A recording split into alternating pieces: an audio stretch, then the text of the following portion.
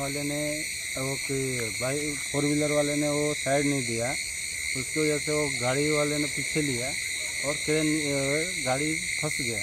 फंसने के बाद उसके बाद वो क्रेन वाले ने आया और बैलेंस नहीं बना, उसके बाद वो गाड़ी नीचे गया। ये रास्ता भूल गया था, भूलने की वजह से ये इधर आया। उसको जाना था परवरी में, ये इधर आया।